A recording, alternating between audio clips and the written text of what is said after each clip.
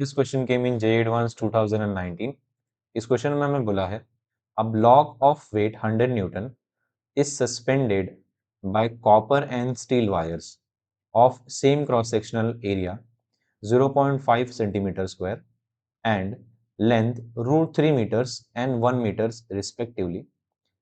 ठीक है, तो हमें बोला है कि कॉपर वायर का जो लेंथ है वो है हमारा रूट 3 मीटर्स और स्टील वायर का जो लेंथ है यहाँ पे वो है हमारा 1 metre. Their other ends are fixed on the ceiling as shown in the figure. The angles subtended by copper and steel wires with ceiling are 30 degree and 60 degree respectively. If elongation in copper is delta LC and elongation in steel is delta LS, then what is the ratio of delta LC by delta LS? ठीक है, तो यहाँ पे हमें extension के बारे में पूछा है. ठीक है, यहाँ पे हमें सॉलिड का भी कॉन्सेप्ट इसमें इन्वॉल्व है और हमारा एनएलएम का भी कॉन्सेप्ट इसमें इन्वॉल्व है. जैसा कि आपको पता ही है कि जो जेईई एडवांस में क्वेश्चन आते हैं, जेईई एडवांस में क्वेश्चन का कोई प्रॉपर बाउंड्री नहीं होता कि ये चैप्टर का या फिर ये चैप्टर का है ना. जेईई एडवांस में मोस्टली हमारे मल्टीपल कॉन्सेप्ट टाइप क्वेश्चन आते हैं. ठीक है, तो इस क्वेश्चन को हम इसी चैप्टर में ले लेते हैं, है ना. देखते हैं. तो हमें ये डायग्राम दे रखा है, यहाँ पे हमारे पास एक ये ब्लॉक है. क्वेश्चन में हमें मेंशन है कि ये ब्लॉक जो है वो 100 न्यूटन का है. ठीक है, इसका जो वेट है वो 100 न्यूटन है, तो 100 न्यूटन डाउनवर्ड रहेगा. ठीक है, डायग्राम में अगर हम देखें तो यहाँ पर एक ट्राइंगल बन रहा है. इस ट्राइंगल में if this angle is 60 degree, है ना, ये वाला एंगल अगर 30 डिग्री है तो जो रिमेनिंग एंगल हुआ, बचा हुआ तीसरा एंगल ट्राइंगल का, that will be your 90 degree. Correct. अगर ये 30 डिग्री है तो this angle will also be your 30 degree. ठीक है, और अगर ये वाला हमारा एंगल 60 डिग्री है, ठीक है, तो ये वाला एंगल जो होगा, this angle will also be what, 60 degree. ठीक है, अब ये हमारा 90 डिग्री है और ये भी 90 डिग्री है. 90 डिग्री, 90 डिग्री. ठीक है, सपोज कॉपर वायर के अंदर जो टेंशन है ना, कॉपर वायर में जो टेंशन है वो हमारा हो जाएगा टेंशन इन कॉपर वायर, और स्टील वायर में जो टेंशन है वो हमारा हो जाएगा टेंशन इन स्टील वायर. ठीक है, अगर हम यहाँ पे इस पॉइंट पे लामी थ्योरम का अगर हम यूज करें, ठीक है, अगर हम यहाँ पे लामी थ्योरम का यूज करें तो we can say this tension, tension in steel, हम बोल सकते हैं टेंशन इन स्टील बाय इसका अपोजिट जो एंगल है, इसका अपोजिट एंगल क्या है, 90 plus 30, tension in steel by sine of 90 plus 30. ठीक है, this will be equal to what, ये हमारा हो जाएगा, this will be equal to 100, है ना, और इसके अपोजिट कौन सा एंगल है, 90 डिग्री है, ये हमारा हो जाएगा divide by sine of 90 degree.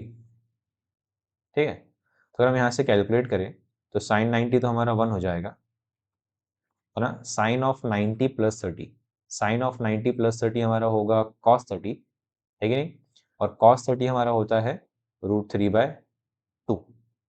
ठीक है, तो यहाँ पे हम टेंशन इन स्टील जो निकालेंगे that will be what, √3/2 into 100. ठीक है, तो ये हमारा हो जाएगा हमारा व्हाट, 50√3, है कि नहीं, ये हमारा 50√3 न्यूटन हो जाएगा. अब अगर हम यहाँ पे देखिए टेंशन इन कॉपर, तो tension in copper wire divide by, है ना, ये क्या हो जाएगा, इसके अपोजिट जो एंगल है वो कौन सा है, कॉपर वायर के अपोजिट वाला एंगल है साइन 90 प्लस 60 डिग्री. ठीक है, this will be equal to what, 100, है ना, ये हमारा वेट है, 100 बाय साइन 90, है ना, यहाँ पे हमने लामी थ्योरम यूज किया. ठीक है, साइन 90 फिर से यहाँ पे क्या हो जाएगा 1, और हमें पता है साइन ऑफ 90 प्लस 60 क्या होता है, sine of 90 plus 60 will be your cos of 60, and cos of 60 is again half. तो tension in copper wire will be half of 100 Newton, which will be what? Which will be your 50 Newton. ठीक है, which will be your 50 Newton. अगर हम यहाँ पे delta L का formula use करें, है कि नहीं, डेल्टा एल हमें चाहिए, delta L of copper by delta L of steel, ये हमें क्वेश्चन में पूछ रखा है. ठीक है, तो डेल्टा एल हमारा होता है delta L will be equal to force upon area, force यहाँ पे टेंशन है हमारा, तो हो जाएगा टेंशन अपॉन एरिया, ठीक है, Young's modulus upon original length, ठीक है, ये हमारा डेल्टा एल का फॉर्मूला होगा, है ना। अगर हम यहाँ से डेल्टा एल निकालें, है ना, अगर हम रेशियो निकालें, है ना, नेक्स्ट पेज पे निकालते हैं, अगर हम यहाँ से रेशियो निकालने का ट्राई करें तो वी कैन सी हमें डेल्टा एल का फॉर्मूला पता है, delta L will be equal to what, tension upon area Young's modulus upon original length, ठीक है कि नहीं। क्वेश्चन में हमें पूछा है delta L of copper by delta L of steel, ठीक है, तो ये क्या हो जाएगा, ये हमारा हो जाएगा tension of copper by tension in steel into into length of copper by length of steel into Young's modulus of steel by Young's modulus of copper, ठीक है, यंग्स मॉडुलस ऑफ कॉपर, तो यहाँ पे आ जाएगा delta L of copper by delta L of steel, ठीक है, tension हमने ऑलरेडी कैलकुलेट किया, ठीक है, तो टेंशन हमने कैलकुलेट किया है, कॉपर के लिए हमारे पास है 50 न्यूटन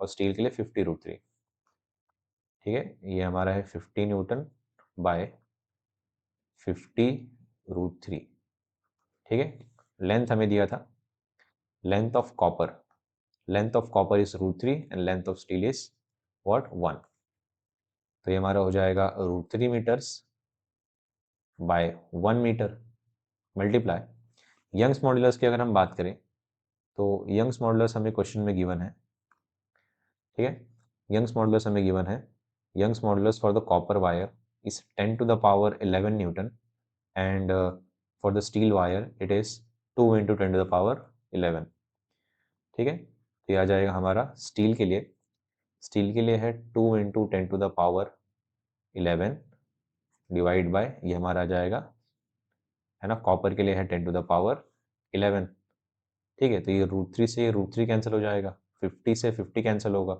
और 10 टू द पावर 11 से 10 टू द पावर 11 कैंसिल होगा, so further we can say that delta L of copper by delta L of steel will be what, this will be 2, ठीक है कि नहीं, तो यहाँ पे delta L by copper, delta L of copper by delta L of steel is equal to 2 आएगा, ठीक है, इस क्वेश्चन का जो सही आंसर है दैट इज योर 2, ठीक है, ये जो रेशियो का वैल्यू आएगा कितना आएगा 2 आएगा, ठीक है, thank you very much, now let's move on to the next question.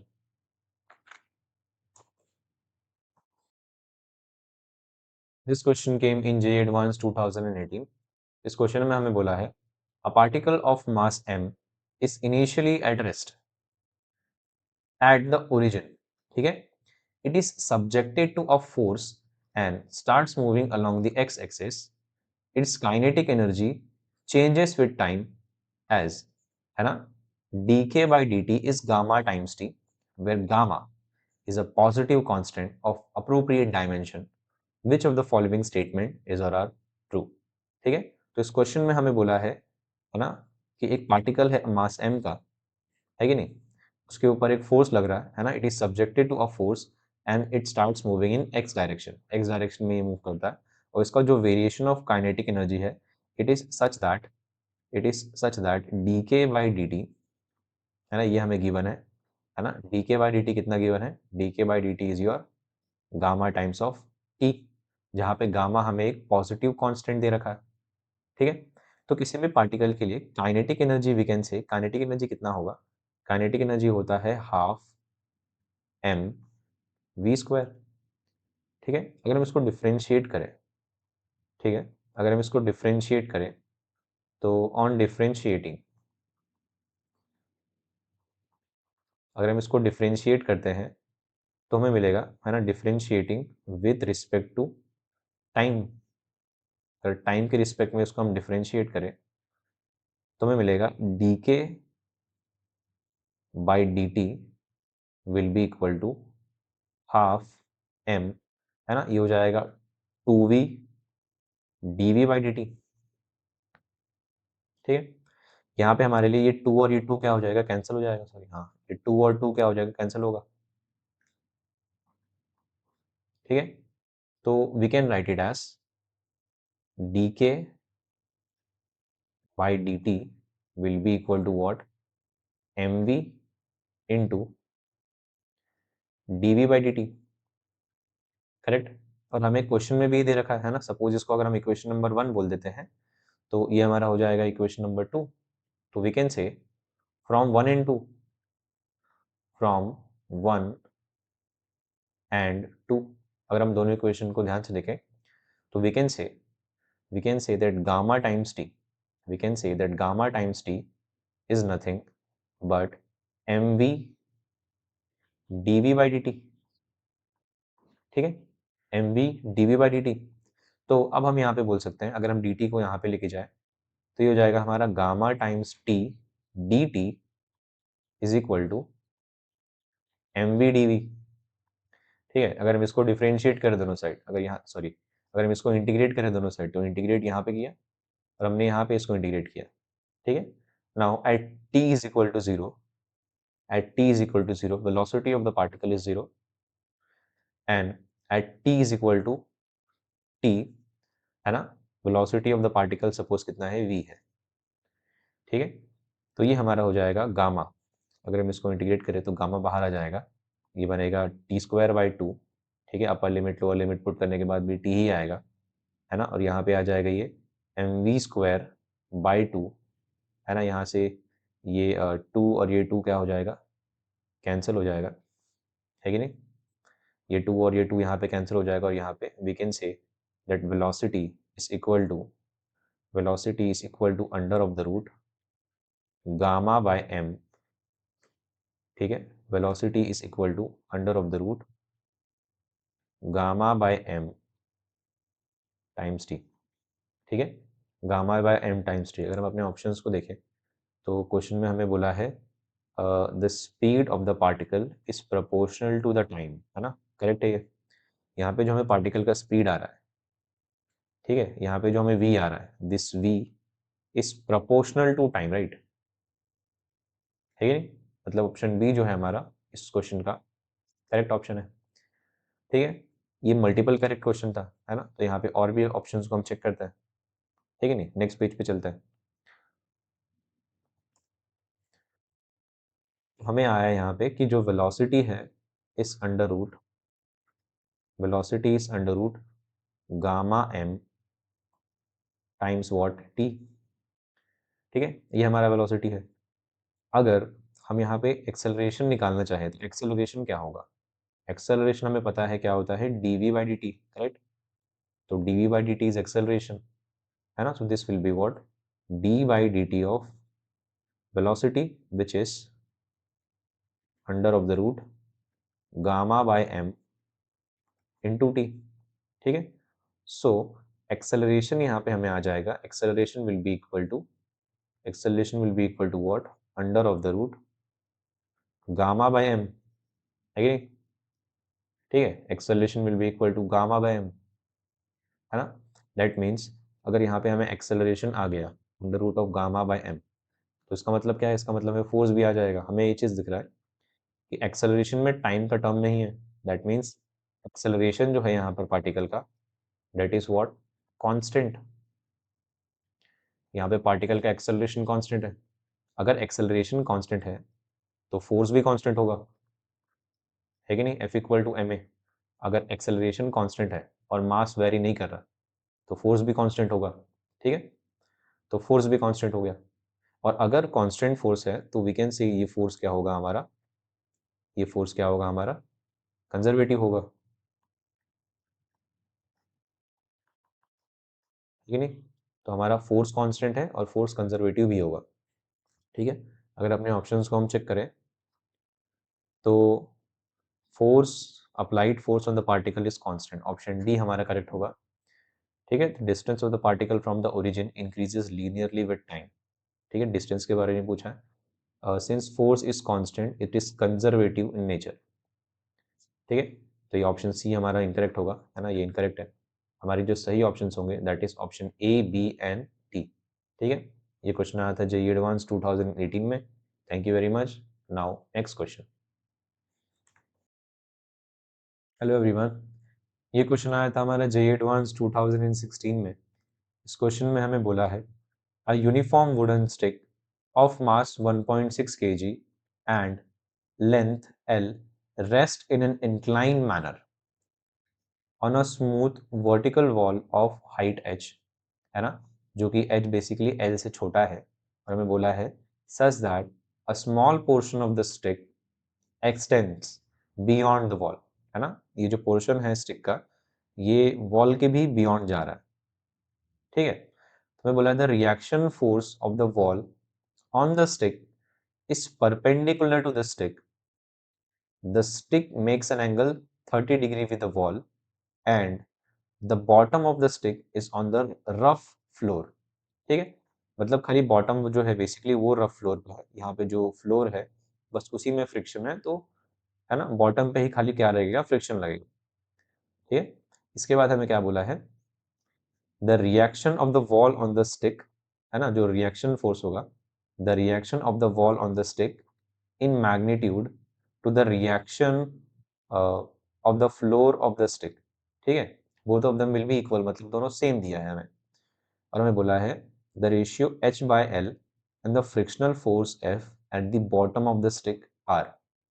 ठीक है, और यहाँ पे g का वैल्यू हमें 10 यूज करने के लिए बोला है ना। ये क्वेश्चन हमें जेईई एडवांस 2016 में आया था।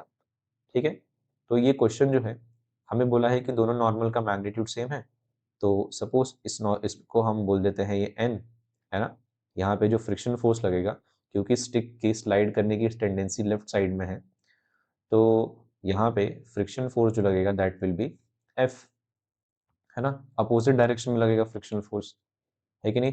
ये स्टिक का जो वेट होगा वो डाउनवर्ड एक्ट करेगा mg, है कि नहीं। इफ दिस एंगल इज 30 और ये अगर हमारा वॉल 90 पे है, तो जो रिमेनिंग एंगल ये होगा, ये कितना होगा ट्राइंगल का, 60 डिग्री।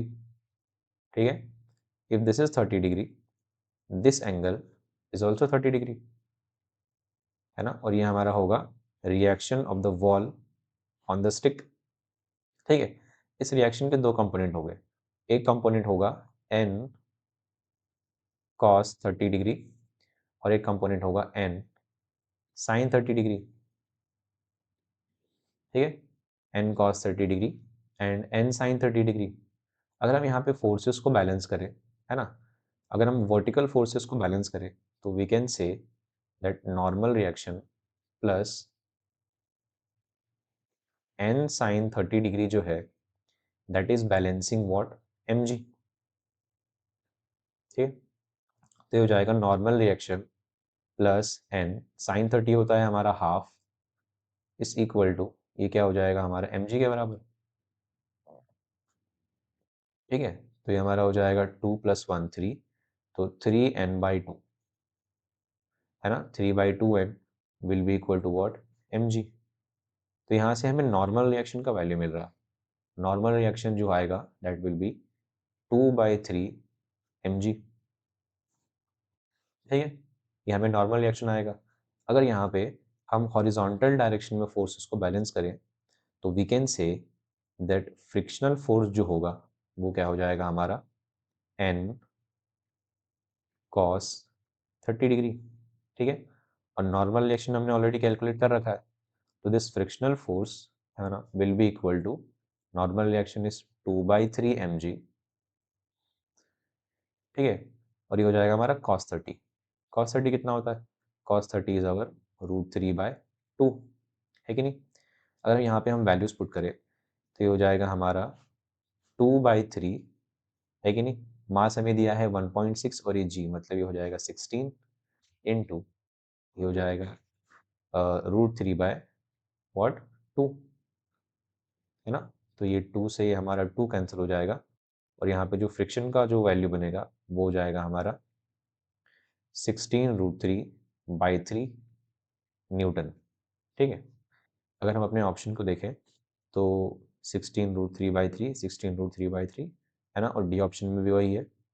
ये जो सी ऑप्शन है वहाँ पे लिखा है 8√3/3, तो ये फ्रिक्शन का वैल्यू रॉन्ग है, मतलब ऑप्शन सी हमारा करेक्ट नहीं हो सकता।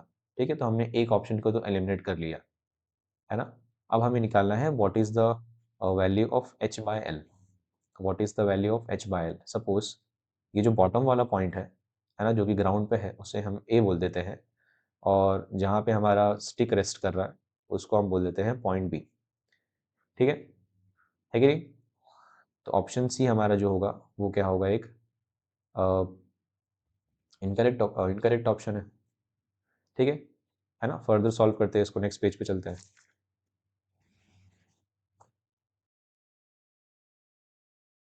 ठीक है, तो हम यहाँ पे क्या करते हैं, सपोज अगर हम ए पॉइंट के अबाउट टॉर्क अगर कैलकुलेट करें, तो टॉर्क अगर हम बैलेंस करें बेसिकली, तो ये हो जाएगा हमारा टॉर्क अबाउट ए पॉइंट। ठीक है, टॉर्क अबाउट ए पॉइंट।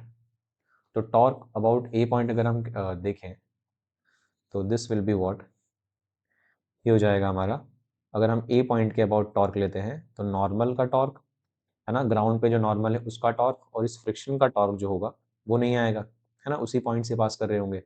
जो टॉर्क बनेगा वो होगा mg का टॉर्क, और इस नॉर्मल का टॉर्क आएगा।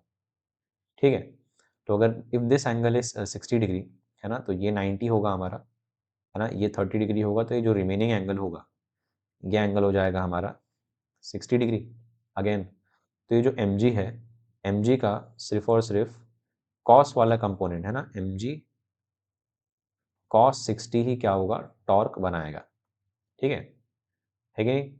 और यहाँ पे इस n के वजह से टॉर्क आएगा, तो we can write it as, है ना, हम लिख सकते हैं इसको कि अ, अगर हम नेक्स्ट पेज पे चले तो इसको हम लिख सकते हैं, mg का जो टॉर्क होगा वो हो जाएगा mg, ठीक है, mg cos theta, mg cos theta, है ना, थीटा कितना है, 60 डिग्री है, इनटू डिस्टेंस कितना है, l/2, इज इक्वल टू, है ना, नॉर्मल का टॉर्क, नॉर्मल का टॉर्क कितना होगा, ये हो जाएगा हमारा n इनटू, है ना, ये डिस्टेंस कितना है, दिस इज सपोज, हमें पता नहीं है ना, पूरा पूरा जो वायर है, पूरा जो रॉड है ना, वुडन स्टिक जो है, उसका पूरा लेंथ, है ना, यहाँ से लेके यहाँ तक पूरा लेंथ l है ना, ये हमें नहीं पता कि यहाँ पे सिर्फ यहाँ तक, सिर्फ n तक कितना है।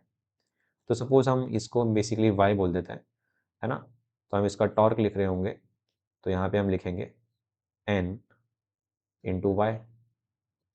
ठीक है, अगर हम यहाँ पे इस डायग्राम को, है ना, ध्यान से एनालाइज करें, तो हम यहाँ पे ये चीज़ बोल सकते हैं कि y, है ना, y साइन 60 डिग्री, ठीक है, y sine 60 degree is nothing but height h, है ना, is nothing but height h। तो y इंटू √3/2 जो है वो क्या है, हाइट h के बराबर है। तो यहाँ पे y क्या हो जाएगा, y will be equal to 2/√3h। ठीक है, इसको हम यूज़ कर लेते हैं, y is equal to what, 2/√3h। तो ये हो जाएगा हमारा mg into cos 60 is half, ये हो जाएगा l/2 is equal to n, है ना, और यहाँ पे y कितना आ जाएगा हमारा, y इज 2√3/h, तो 2√3/h। ठीक है, अगर हम फर्दर इसको देखें तो ये हो जाएगा हमारा mgl/4 इज इक्वल टू, है ना, n का वैल्यू हमारे पास ऑलरेडी है, ठीक है, n वैल्यू हमने निकाल रखा है 2/3 mg, है ना, तो this will B 2/3 mg into 2/√3h। ये mg से ये mg कैंसिल हो जाएगा, ठीक है, ये mg से mg कैंसिल होगा, यहाँ पे हमें चाहिए h/l, राइट। तो h/l कितना आ जाएगा, अगर हम l को ये साइड ले और बाकी सबको ये साइड ले लें, तो हो जाएगा हमारा 3√3, और ये 2 to 4, और यहाँ पे 4 फिर से है, तो ये क्या हो जाएगा हमारा 16। ठीक है, देयरफॉर h/l जो आ रहा है वो कितना आ रहा है, दैट इज 3√3/16। ठीक है ना, h/l इज 3√3/16। अगर हम अपने ऑप्शंस को देखें तो 3√3/16, 3√3, 3√3/16, और ये फ्रिक्शन तो यही है, दैट मीन्स ऑप्शन डी जो होगा हमारा इस क्वेश्चन का सही आंसर होगा। ठीक है, thank you very much. Now next question. ये क्वेश्चन आया था जेईई एडवांस 2014 में।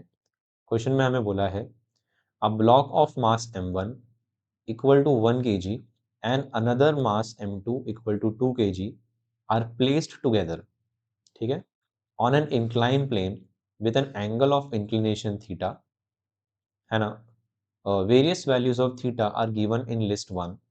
The coefficient of friction between the block m1 and the plane is always 0, ठीक है। तो ये जो प्लेन है और ये जो हमारा m1 मास है, इसके बीच में कोई भी फ्रिक्शन नहीं है, ये हमें बोला है क्वेश्चन में।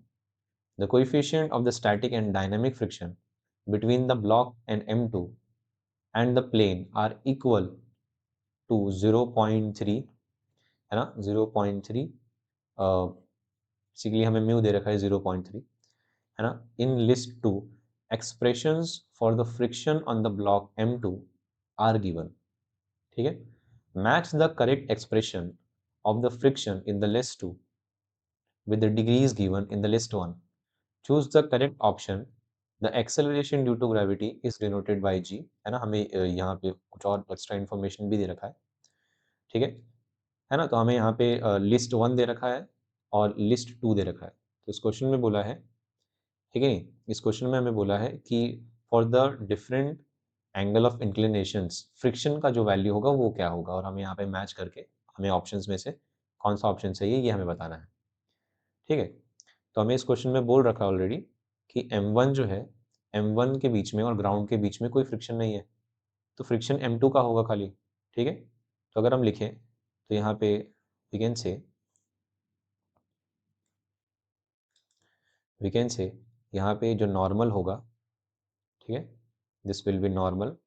और यहाँ पे ये जो दोनों मास है, इन दोनों मास का जो वेट आएगा, वेट का जो कंपोनेंट आएगा वो हो जाएगा कितना, दैट विल बी m1, ठीक है। यहाँ लिखते हैं इसको, that will be m1 plus m2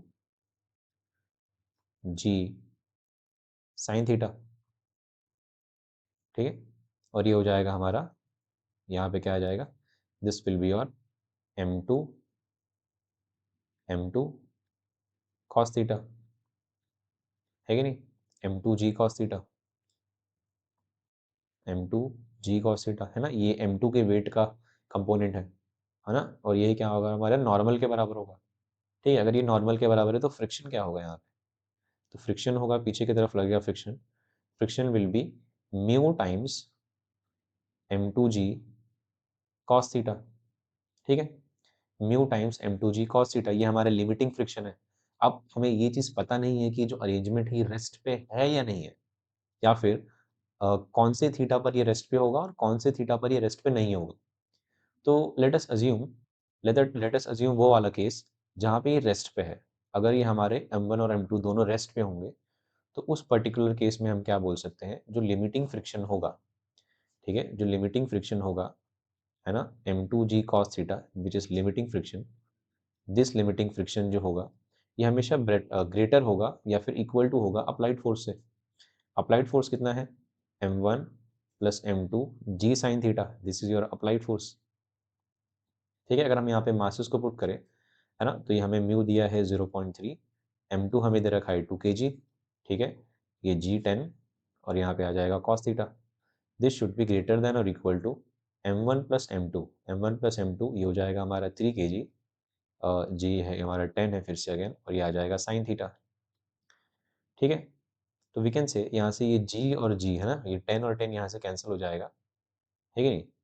तो ये हमें हमें बेसिकली यहाँ पे मिलेगा, है ना, इसको नीचे ले लो, ये 3 से ये 3 कैंसिल हो जाएगा, 0.2 बचेगा यहाँ पे, 0.2 ग्रेटर देन ये आ जाएगा sine theta by cos theta, ठीक है। तो sine theta by cos theta हो जाएगा हमारा टेन थीटा। तो 0.2 should be less than what, ना sorry, 0.2 should be greater than tan of theta, ठीक है, should be greater than tan of theta. That means जो थीटा होगा, दैट मीन्स जो थीटा होगा that should be less than tan inverse of 2, ठीक है। Theta जो होगा वो हमेशा क्या होगा, less than tan inverse of 2। That means यहाँ पे tan इनवर्स ऑफ 2 अगर हम देखें, है ना, तो वो होगा हमारे 11.5 डिग्री पे, ठीक है। मतलब 11.5 डिग्री, मतलब इस पर्टिकुलर केस के लिए जो थीटा है वो 11.5 डिग्री से तो छोटा ही होना चाहिए, है ना। अगर हमारा थीटा 11.5 डिग्री या फिर 11.5 डिग्री से छोटा है, उस केस में m1 और m2 मूव नहीं करेंगे। अगर m1 और m2 मूव नहीं करेंगे तो उनमें जो फ्रिक्शन लगेगा वो होगा स्टैटिक फ्रिक्शन। और स्टैटिक फ्रिक्शन क्या होता है, static friction is nothing but, है ना, अप्लाइड फोर्स ओनली, ठीक है। तो फॉर थीटा, है ना, फॉर थीटा 5 डिग्री, है ना, फॉर थीटा 5 डिग्री, है ना, ए के लिए हम बेसिकली अगर बात करें तो ए के लिए हमें कौन सा फ्रिक्शन लग रहा होगा, ए के लिए जो हमें फ्रिक्शन लगेगा वो होगा हमारा static friction, m1 plus m2 g sine theta, m1 plus m2 g sine theta. A के लिए क्यू आएगा, ठीक है। और बी के लिए देखें तो ये भी हमारा क्या है, 11 से छोटा है, 11 से छोटा है, तो 11 से छोटा है तो बी के लिए भी क्यू आएगा, ठीक है। तो अगर ए के लिए भी क्यू है, बी के लिए भी क्यू है, सी हमारा 15 आ रहा है, 15 इज 11.5 से बड़ा है। अगर 11.5 से बड़ा है दैट मीन्स ये मूव करेगा, यहाँ पे काइनेटिक फ्रिक्शन लगेगा।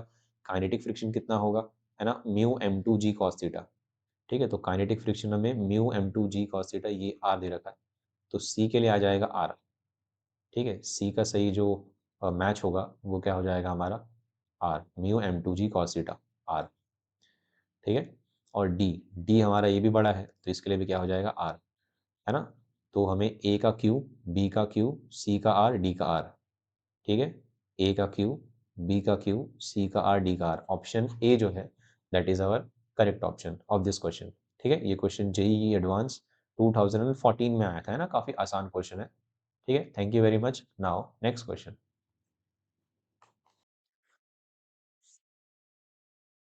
This question came in JEE advance 2014।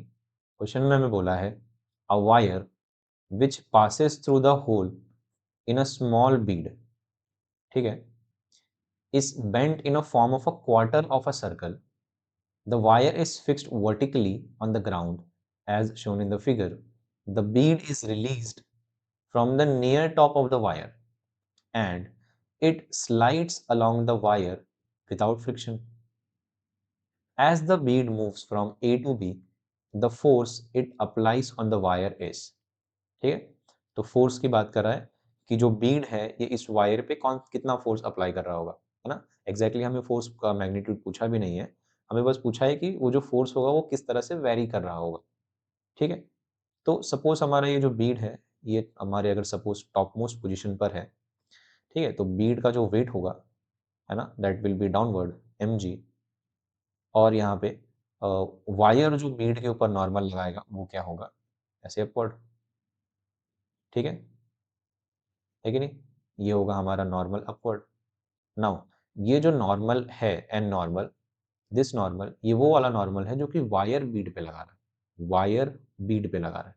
तो बीड वायर पे किस तरह से नॉर्मल लगाएगा, डाउनवर्ड डायरेक्शन में, है ना। एकदम लॉजिकल है बेसिकली ये चीज़ कि अगर ये इसके ऊपर हम इमेजिन करो कि वायर के ऊपर हम यहाँ पे बीड रख दें तो अपने वजन के वजह से इसको नीचे धकेलने की कोशिश करेगा। ऐसा क्यों हो रहा है, क्योंकि ये जो बीड है, ये बीड ये क्या कर रहा है, डाउनवर्ड डायरेक्शन में, ना, डाउनवर्ड डायरेक्शन में नॉर्मल लगाएगा। अपवर्ड डायरेक्शन में ये जो नॉर्मल है ये किसका नॉर्मल है, ये नॉर्मल वायर के द्वारा बीड पे लगाया गया नॉर्मल है, ठीक है। तो हमें ये नहीं पूछा क्वेश्चन में, हमें क्वेश्चन में पूछा है कि वायर के ऊपर जो लगेगा वो बताओ, ठीक है। तो स्टार्टिंग में जो है वो क्या है, डाउनवर्ड ठीक है, डाउनवर्ड, या फिर हम बोल सकते हैं कि क्योंकि यहाँ पे सेंटर यहाँ पर है ना, इस आर्क का, इस क्वार्टर का, तो हम बोल सकते हैं कि इनवर्ड्स है, ठीक है, इनवर्ड्स है ना। और जब ये बेसिकली मान लो यहाँ पे ऐसे गिर रहा होगा तो एट पॉइंट बी हम क्या बोल सकते हैं, एट पॉइंट बी, क्योंकि ये नीचे गिरेगा तो ये जब नीचे आएगा तो इसका वेट नीचे होगा और इसका जो सेंट्रीफ्यूगल फोर्स इस पे लगेगा ये बाहर की साइड होगा, है ना। एम इस पॉइंट पे मान लो वेलोसिटी बी है तो m v b square by, suppose इसका रेडियस हम आर मान लेते हैं, तो m v b square by r, ठीक है, ये इसको बाहर की तरफ खींचेगा, है ना, लॉजिकल है बिल्कुल, है ना। अगर ये सर्कल में घूम रहा होगा तो ये जो बीड है ये वायर को बाहर की तरफ खींचने की कोशिश करेगा, दैट मीन्स ये क्या हो जाएगा हमारा, आउटवर्ड्स होगा, ठीक है, आउटवर्ड्स। इस क्वेश्चन को हम बेसिकली लॉजिक से ही बता सकते हैं ना, बहुत आसान क्वेश्चन है ना। आउटवर्ड्स मतलब इसको बाहर की तरफ ही खींच रहा होगा, है कि नहीं। तो अगर हम ऑप्शंस को देखें तो हमें पता है कि पहले इनवर्ड है फिर बाद में आउटवर्ड हो जाता है, ठीक है। तो radially radially inward initially and radially outward later, है ना। तो वैसे तो ऑप्शन डी हमारा सही है। अगर हम इसको कैलकुलेशन करके, है ना, कैलकुलेट करने की कोशिश करें या फिर कैलकुलेशन करके एनालाइज करें, है ना, तो वो भी कर लेते हैं। सपोज अगर हम यहाँ पे एक जनरल पॉइंट कंसिडर करें, है ना, मान लेते हैं कि किसी भी इंस्टेंट पे जो बीड है हमारा वो यहाँ पर, बीड का जो वेट होगा वो नीचे होगा mg, है ना। Suppose this is angle theta, right. If this angle is theta, this angle over here is also theta, ठीक है। ये जो mg है इसका एक कंपोनेंट हमारा आ जाएगा mg cos थीटा, और जो दूसरा वाला कंपोनेंट बनेगा वो क्या होगा हमारा, वो हो जाएगा mg sin थीटा, ठीक है। और यहाँ पे नॉर्मल होगा, यहाँ पे नॉर्मल n, ये वो वाला नॉर्मल है जो कि ये वायर इस बीड के ऊपर लगा रहा है। अगर ये नॉर्मल आउटवर्ड है ना, तो जो वायर के ऊपर नॉर्मल लगेगा वो इनवर्ड है कि नहीं। अगर हम यहाँ पे इसको फर्दर एनालाइज करें तो हम ये चीज़ यहाँ पे बोल सकते हैं कि, है ना, ये चीज़ हम यहाँ पे बोल सकते हैं कि mg cos theta minus normal, है ना, इज प्रोवाइडिंग व्हाट, है ना, is providing the necessary centrifugal force, ये हो जाएगा mv²/r, ठीक है कि नहीं। तो यहाँ से अगर हम नॉर्मल निकालें तो this normal will be what, normal जो आएगा हमारा, है ना, normal will be equal to, ये हो जाएगा mg cos theta, mg cos theta minus mv²/r, ठीक है ना। Normal is equal to mg cos theta minus mv²/r, है कि नहीं। अब हमें ये चीज़ नहीं पता कि यहाँ पे इसका जो वेलोसिटी है v ये कितना है ना। ये भी हम बहुत इजीली निकाल सकते हैं, है ना। नेक्स्ट पेज पे निकालते हैं। हमें जो एक्सप्रेशन आया है वो नॉर्मल का वो ये है, ठीक है। हमें जो एक्सप्रेशन आया है नॉर्मल का, that is normal is equal to mg cos theta minus mv²/r, है ना, करेक्ट। ये एक्सप्रेशन हमें नॉर्मल के लिए आया है। तो अगर हम यहाँ पे ये वेलोसिटी को कैलकुलेट करें तो इस वेलोसिटी को हम किस तरह से कैलकुलेट कर सकते हैं। ये वेलोसिटी को कैलकुलेट करने के लिए हम यहाँ पे एनर्जी कंजर्वेशन का यूज़ कर सकते हैं, है कि नहीं। सपोज ये जो पूरा हमारा लेंथ है, सपोज ये पूरा अगर लेंथ r है ना, इस आर्क का जो रेडियस है r है, ठीक है। इस इंस्टेंट पे a वाला जो हमारा बीड है वो यहाँ पे आ जाता है जो a पॉइंट पर है, ठीक है। तो ये हॉरिजॉन्टली कितना डिस्टेंस नीचे आया, ठीक है। सपोज ये x डिस्टेंस नीचे आया, ठीक है। If this angle is theta, this angle is theta, है ना, दिस इज अवर mg, ये हमारा नॉर्मल है। तो क्या हम ये बता सकते हैं कि कितना नीचे आया है, ऑफ कोर्स, ठीक है। This will be x will be equal to what, r minus r का ये कंपोनेंट कितना होगा, r cos थीटा, ठीक है। तो r minus r cos theta will be x, है ना। Therefore we can say this x will be what, x हो जाएगा हमारा r, ठीक है। ये जो x होगा that will be r 1 minus cos theta, ठीक है। x equal to r1 minus cos theta. अब ये क्या होगा बेसिकली, जब ये a पॉइंट से यहाँ पर आएगा ये बीड, तो ये क्या करेगा, अपना पोटेंशियल एनर्जी लूज करेगा, और यही पोटेंशियल एनर्जी क्या होगा फिर काइनेटिक एनर्जी में कन्वर्ट हो जाएगा। तो अगर हम एनर्जी कंजर्वेशन लिखें या फिर एनर्जी कन्वर्जन का इक्वेशन लिखें तो we can write it as कि यहाँ पे जो पोटेंशियल एनर्जी है, this potential energy is converting into kinetic energy, ठीक है। तो potential energy mgh is converting into kinetic energy which is half m v square. इस मास को हम काट देते हैं, ये हो जाएगा 2gh, कितना हाइट नीचे आया, इक्वल टू v स्क्वायर, ठीक है, तो ये आ जाएगा 2g। h कितना है? h है हमारा r 1 minus cos theta is equal to v square. ठीक है, is equal to v square. अगर हम इसको हमें हमारे फर्स्ट इक्वेशन में इसको अगर हम सपोज इसको अगर हम इक्वेशन 1 बोलते हैं, तो अगर इसको सपोज हम अगर अपने फर्स्ट इक्वेशन में पुट करें तो नॉर्मल हमें आएगा, normal will be equal to what, mg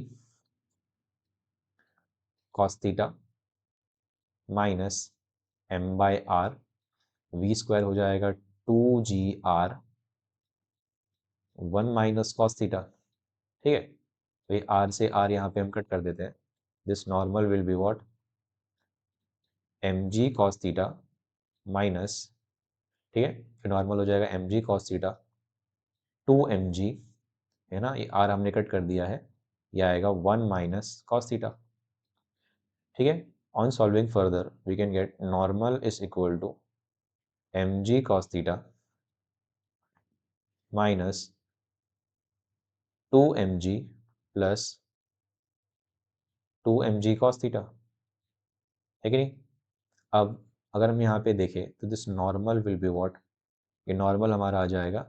ठीक है, यहाँ पे ये आ जाएगा 2 और ये 3 बन जाएगा, ये बन जाएगा 3mg cos theta minus 2mg। ठीक है, सो देयरफॉर हमारा जो नॉर्मल बन करके आएगा, नॉर्मल कितना बन करके आएगा, नॉर्मल होगा हमारा 3 को नहीं, mg बाहर लेते हैं ना, mg हमारे बाहर आ जाएगा, तो आ जाएगा हमारा mg बाहर लेंगे तो अंदर बचेगा क्या, अंदर बचेगा 3 cos थीटा माइनस 2 बचेगा। ठीक है, अब थोड़ा एनालाइज करते हैं ना, हमें नॉर्मल का एक्सप्रेशन आ गया। एक और बात, ये जो नॉर्मल हमें आया है ये कौन सा नॉर्मल है ना, ये नॉर्मल देखो मैग्नीट्यूड वाइज तो दोनों नॉर्मल बराबर ही होंगे, बस डायरेक्शन वाइज अपोजिट होंगे, है ना। तो ये नॉर्मल है हमारा कि इस वायर ने इस बीड के ऊपर जो नॉर्मल लगाया, ठीक है, इस वायर ने जो बीड के ऊपर नॉर्मल लगाया दैट नॉर्मल, है ना। अब देखो जैसे जैसे ये थीटा इंक्रीज करेगा, है ना, अगर हम थीटा की वैल्यू को स्मॉल लेते हैं ना, if theta is small, theta small रहेगा, थीटा स्मॉल होगा तो हमारा जो कॉस थीटा है वो 1 को टेंड करेगा, दैट मीन्स 3 माइनस 2 ये एक पॉजिटिव वैल्यू आएगा, है ना। नॉर्मल हमारा क्या आएगा, पॉजिटिव, पॉजिटिव मतलब इनवर्ड्स। ठीक है, मतलब हमारा जो डायरेक्शन हमने लिया है वो करेक्ट है ना। अगर तुम्हें यहाँ पे ये डाउट हो रहा है कि यहाँ पे हमने तो आउटवर्ड लिया है ना, तो ये हमारा वो नॉर्मल है जो कि वायर लगा रहा है बीड के ऊपर। ठीक है, बीड के ऊपर, बीड जो वायर के ऊपर लगा रहा है वो इनवर्ड होगा यहाँ पे, तो हमने ये डायरेक्शन अज्यूम किया है। अगर पॉजिटिव आ रहा है इसका मतलब हमारा जो अजम्पशन है वो करेक्ट है, ऐसा समझे। नाउ अगर हम थीटा को लार्ज ले, अगर हम थीटा को लार्ज ले, इफ थीटा इज लार्ज, अगर थीटा लार्ज होगा तो ये कॉस थीटा की वैल्यू सिग्निफिकेंटली क्या हो जाएगी, नीचे डिक्रीज कर जाएगी। ठीक है, उस केस में मल्टीप्लाई बाई 3 करेंगे तो वो वैल्यू और छोटी हो जाएगी, तो नॉर्मल जो आएगा वो क्या आएगा, नेगेटिव आने लगेगा, है कि नहीं। अगर इनवर्ड वाला डायरेक्शन पॉजिटिव है तो नेगेटिव आया इसका मतलब आउटवर्ड हो गया, है कि नहीं, है ना, समझे।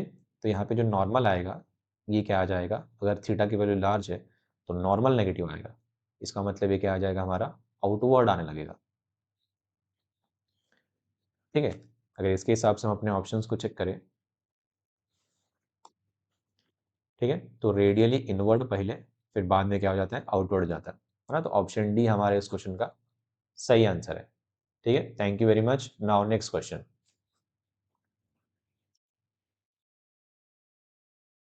This question came in JEE advance 2014। इस क्वेश्चन में हमें बोला है, in the figure a ladder of mass small m is shown leaning against a wall, ठीक है, it is in a static equilibrium making an angle theta with the horizontal floor. The coefficient of friction between the wall and the ladder is mu1 and that between the floor and the ladder is mu2. The normal reaction of the wall on the ladder is n1 and the floor is n2. If the ladder is about to slip then, है ना, यहाँ पे हमें चार option दे रखा है, ये एक multiple correct type option, multiple correct type question है, ठीक है, जो कि जेई एडवांस 2014 में आया था। तो ये करके हम इसके ऑप्शंस को चेक करते हैं, है ना। यहाँ पे हमें अलग अलग केसेस दे रखे हैं म्यू के लिए, और उसके करस्पॉन्डिंग में फिर हमें यहाँ पर हमें ऑप्शंस दे रखा है, ठीक है। तो लेट अस एनालाइज फर्स्ट कि व्हाट इफ μ1 भी नॉन ज़ीरो हो और μ2 जो है वो भी क्या हो जाए, हमारा नॉन ज़ीरो हो जाए, ठीक है। अगर ये दोनों नॉन ज़ीरो होंगे तो उस केस में क्या होगा, उस केस में हमें यहाँ पे फ्रिक्शन जो होगा, है ना, राइट साइड में हमें फ्रिक्शन लग रहा होगा F2, नॉर्मल रिएक्शन हो जाएगा N2, है ना। यहाँ पे आ जाएगा हमारा नॉर्मल रिएक्शन N1, ठीक है। यहाँ पे हमारा आ जाएगा normal reaction N1 if this angle is theta, है ना, if this angle is theta, this angle is also theta, ठीक है। तो उस केस में एक कंपोनेंट आएगा N1 का, N1 कॉस ऑफ थीटा, और दूसरा कंपोनेंट होगा N1 साइन ऑफ थीटा, ठीक है। और ये जो सिंस हमारा जो टॉप मोस्ट पॉइंट है हमारे लैडर का, इसका टेंडेंसी है डाउनवर्ड नीचे गिरने का, है ना, मतलब डाउनवर्ड गिरने का। इसीलिए जो फ्रिक्शन होगा वो अपवर्ड एक्ट करेगा, फ्रिक्शन F1, ठीक है। हमें यहाँ पे लिमिटिंग केस दे रखा, ठीक है नहीं। तो if this entire ladder is in equilibrium, we can say, अगर हम यहाँ पे वर्टिकल डायरेक्शन में फोर्सेस को बैलेंस करते हैं तो हम बोल सकते हैं N2, है ना, वी कैन से N2 plus friction F1, N2 plus friction F1, है ना।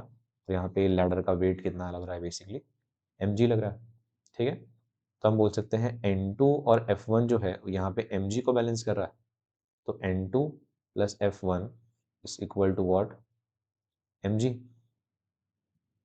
है कि नहीं। N2 plus F1 is equal to what, mg. So here we can say that normal reaction N2, है ना, normal reaction N2 will be equal to, है ना, will be equal to mg minus F1, ठीक है। ये चीज़ हमें दे रखा है। अब अगर मान लो सपोज इस इक्वेशन को हम इक्वेशन नंबर 1 बोल देते हैं, ठीक है। Suppose this equation is equation number 1। Now balancing the forces in horizontal direction we get, यहाँ पे हमारा हो जाएगा N1 इज इक्वल टू ये जो N1 है, N1 force is balancing F2 friction, ठीक है। तो यहाँ पे हमारा जो N1 आएगा, this N1 will be F2 friction. F2 friction क्या होगा, F2 फ्रिक्शन होगा हमारा μ2, है ना, N2, ठीक है, μ2 N2।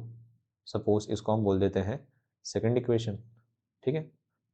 तो अगर हम फिर से फर्स्ट इक्वेशन को एनालाइज करें तो N2 कितना दिया है, N2 is equal to mg minus friction F1 is what, friction F1 is μ1 N1, और हमें N1 मिला है ना, तो N1 हमारे पास है। तो we can say from equation 2, है ना, अगर हम इक्वेशन 2 को देखें ध्यान से तो we can say that N2 is equal to mg minus, है ना, μ1, और N1 की जगह पे हम क्या लिख सकते हैं, μ2 N2, ठीक है ना। इसको पूरा यहाँ पे लेके आ जाओ, ठीक है। तो ये हो जाएगा हमारा N2 कॉमन आ जाएगा, this will be 1 plus μ1 μ2, 1 plus μ1 μ2 is equal to what, mg, ठीक है। तो जो N2 होगा, N2 will be equal to क्या हो जाएगा हमारा, ये हो जाएगा mg बाय 1 प्लस μ1 μ2, ठीक है। अगर हम अपने ऑप्शन को ध्यान से देखें तो ऑप्शन में हमें गिवन है if μ1 is non zero and μ2 is also non zero then N2 is mg by 1 plus μ1 μ2, then N2 is mg by 1 plus μ1 μ2, मतलब ऑप्शन बी जो है हमारा ये एक करेक्ट ऑप्शन है, ठीक है। अगर हम बाकी के ऑप्शंस को चेक करें तो लेट्स सपोज हम पहले चेक करते हैं, है ना। कि what if mu 1 is 0 and mu 2 is non zero. ठीक है, तो अगर हम इस ऑप्शन को चेक करें, नेक्स्ट पेज पे चेक करते हैं, है ना। लेट्स चेक इफ म्यू 1, है ना, अगर हमारा म्यू 1 क्या हो जाए, 0 हो जाए, एंड म्यू 2 जो है वो क्या है, नॉन ज़ीरो। इस पर्टिकुलर केस में हमें ऑप्शन दे रखा है। ठीक है, तो हम क्या करते हैं, सपोज ये वाला जो पॉइंट है हमारा, इसको हम सपोज ए पॉइंट बोल देते हैं, ये ए पॉइंट हो जाएगा, तो दूसरा वाला पॉइंट क्या बन जाएगा हमारा, बी पॉइंट। ठीक है, अब एक काम करते हैं, ए पॉइंट के अबाउट, है ना, ए पॉइंट के अबाउट हम क्या करते हैं, टॉर्क बैलेंस करते हैं, है ना। अगर हम ए पॉइंट के अबाउट टॉर्क बैलेंस करें तो वी कैन से यहाँ पे एम जी है ना, और यहाँ पे आ जाएगा ये एम जी का कॉस कंपोनेंट। ठीक है, एम जी का कॉस कंपोनेंट आ जाएगा, ये हमें लेंथ एल का लैडर दे रखा है, तो ये L/2 हो जाएगा, करेक्ट है ना। तो हम यहाँ पे बोल सकते हैं, अगर हम टॉर्क बैलेंस करें अबाउट ए, ठीक है, अगर हम टॉर्क बैलेंस करें, टॉर्क बैलेंसिंग अबाउट ए, ठीक है, अगर हम अबाउट ए टॉर्क को बैलेंस करें तो हम बोल सकते हैं m g cos theta, m g का कॉस थीटा वाला टॉर्क बनाएगा, कॉस कंपोनेंट टॉर्क बनाएगा, इनटू L/2, है ना। ये हमारा वेट का टॉर्क है about centre, sorry about this a point. ठीक है, this will be equal to, है ना, ये आ जाएगा हमारा N1 sine theta, N1 sine theta into में क्या आ जाएगा, L। ठीक है, N1 sine theta into L, यहाँ से this L and this L will get cancel, ये हो जाएगा हमारा mg/2 is equal to N1 sine theta by cos theta. ठीक है,